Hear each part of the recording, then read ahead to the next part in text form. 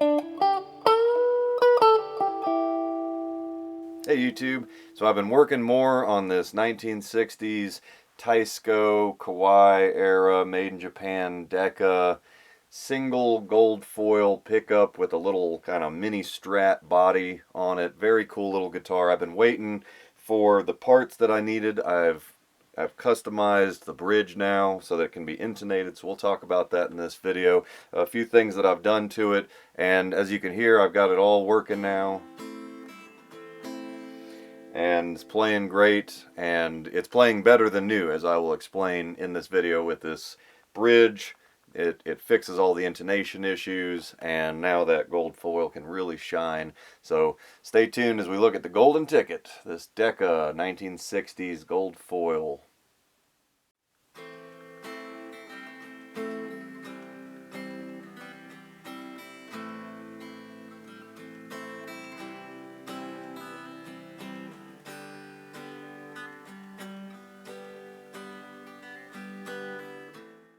So if you haven't already, go check out the first video when I unboxed this and got it in and took a look at it.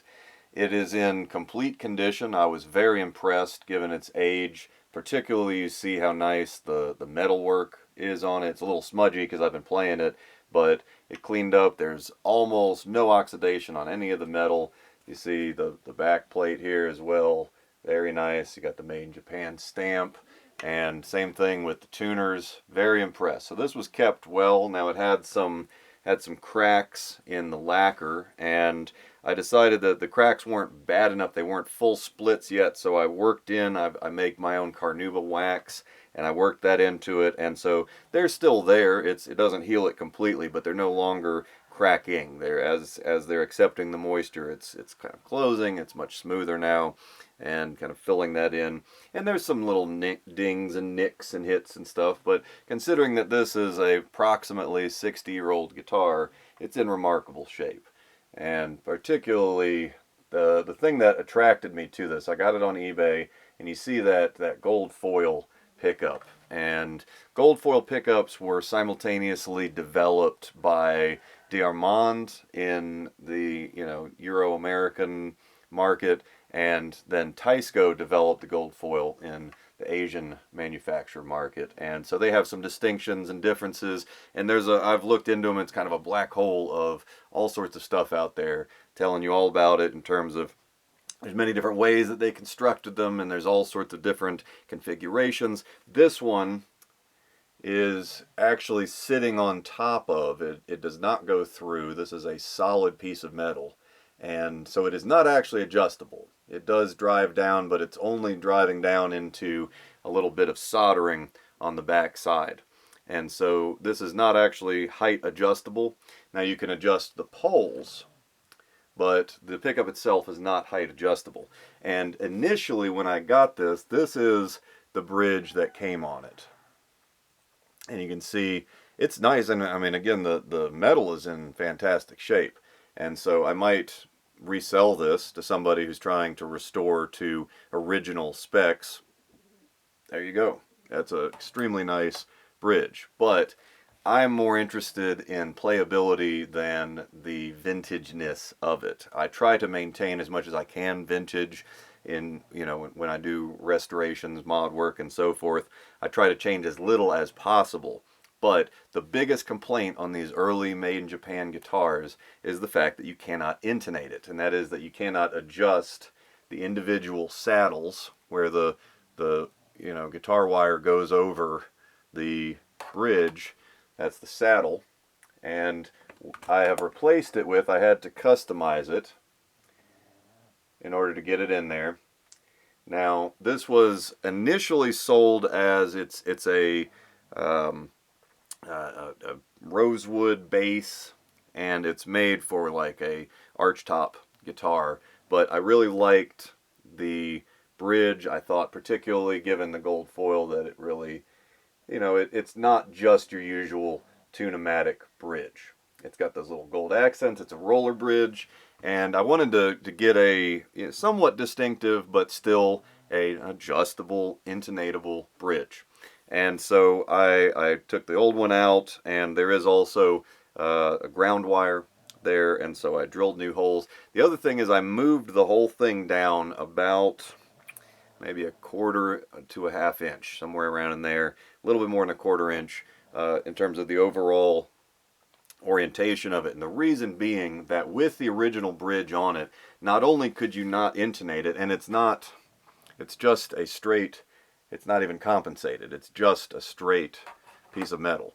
There's no compensation at all on it, just guides for the strings. And so not only could you not adjust that, you could adjust the height, but that was it. And it needed to be on the lowest setting, so that's not even that, much help anyway. But the reality was that the whole thing was considerably off. It was way too sharp on the 12. To check intonation, when it's good and in tune, you check it open and then you check it at the 12, and they should be spot on. You should have in tune. And that tells you that as you're moving up the fretboard, you're not going out of tune. So the way this originally was set up, it would go out of tune. The further you go up, you're going to get progressively out of tune, and by the time it was almost halfway between that and the next note, so it was like almost a quarter step up. It was that far out of tune. So I moved the whole thing down, and so when I drilled the holes for the new bridge, I drilled them, like I said, about a quarter, little more than a quarter inch down, and got them set. And so now, and it is also adjustable. You have two poles right there that you can adjust, so I can adjust the angle slightly. And my guesswork in terms of setting them up, it was very close. I had to do very little to get it. Now it's perfectly intonated. So that was the biggest thing. And if you're looking at one of these old made in Japan guitars, because you can still find these on the market for cheap. And the reason being that they were mass produced. These were factory produced guitars. That's why the American manufacturers were, busy trying to compete with them, because they were underselling them. They were making these in mass. This is a plywood guitar.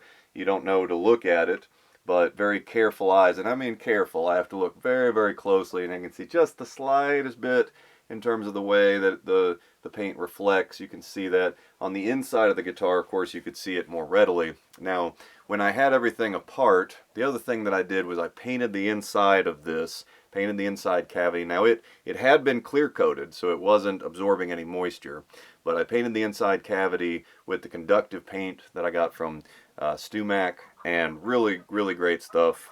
Applies so easily, easy to work with, and I was able to completely cover that whole thing. And I went up over the edge too, because that creates a full cage, a full Faraday cage. So now there is just about no noise coming through. The noise that's there, as I'll talk about in just a minute, are coming from the existing electronics. But in terms of the hum, they're just sitting with it open, there's just about no noise. So here you can see it's on, but no noise. This model also has the whole pick guard is a solid plate of metal. And you see this on some of this era of Japanese guitars. You don't see that much anymore. Like the Telecaster has the metal plate over the electronics, which helps with grounding. This helps even more because it's even larger, and you connect that with the conductive paint that I did on the inside there, and then there's also a wire that comes out over here to ground onto that, which then you're adding in the strings and the tailpiece, and so this is grounded extremely well, has very good shielding now, almost no noise, it's very, very quiet, and and now that we can intonate it, it's playing perfectly in terms of the intonation. The height is a little bit, just a tiny bit high on the action. I would set it a little bit lower if I could, but this is as low as I could go with the poles being like they are. But very playable. It's not a super high action or anything. It's just a little bit higher. And, if I could, I would lower that just a little bit more. And if I really wanted to, I could by adding a shim behind the neck. But I didn't even take the neck off, because with these older guitars, especially the older plywood guitars, I'm very hesitant to do anything to the neck unless I really need to. And this one's in such good condition, I don't want to do any damage to it, and so I'm just going to let that stay like it is. As it is, it's very playable.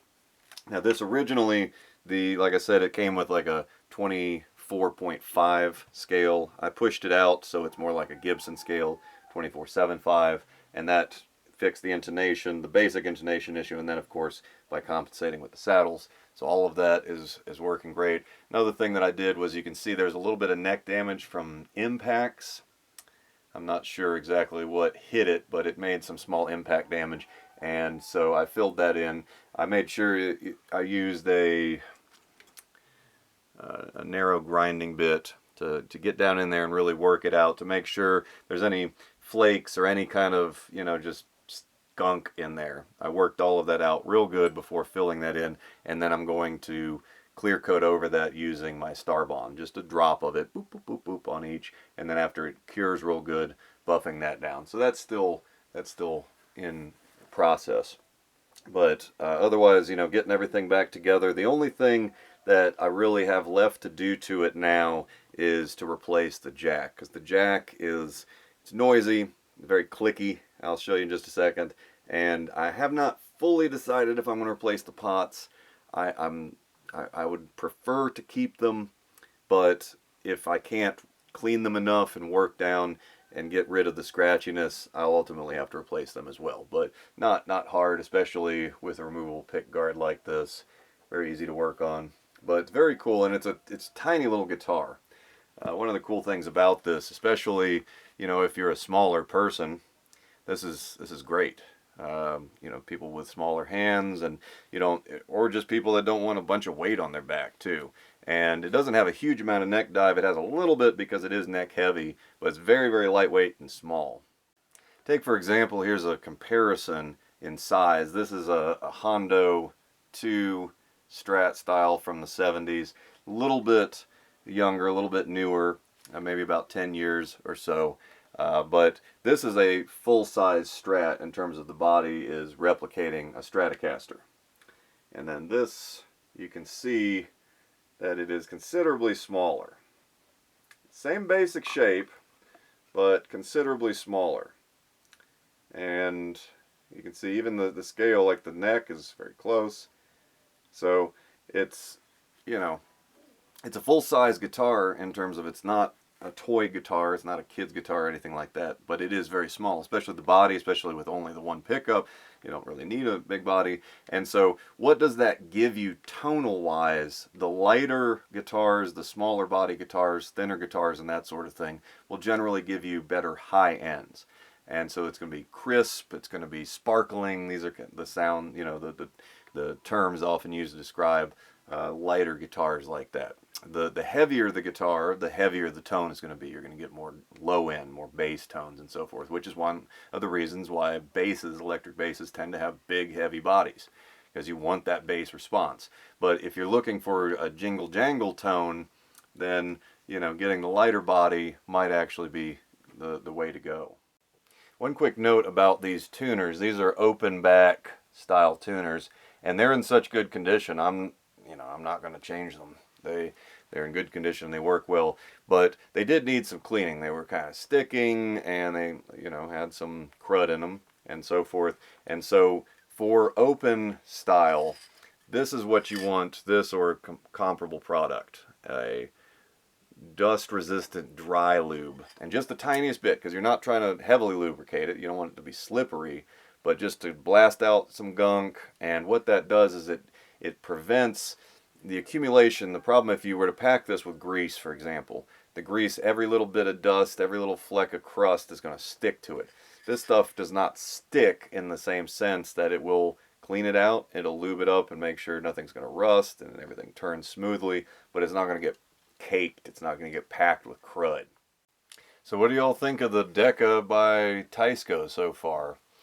I mean, I'm really impressed with how it's coming together. So check back in. I'll be producing a tones demo of this in the very near future, so take a look at my channel. We got lots going on. We got an upcoming giveaway, got all sorts of projects and so forth, so lots to check out, and you'll have a wonderful day.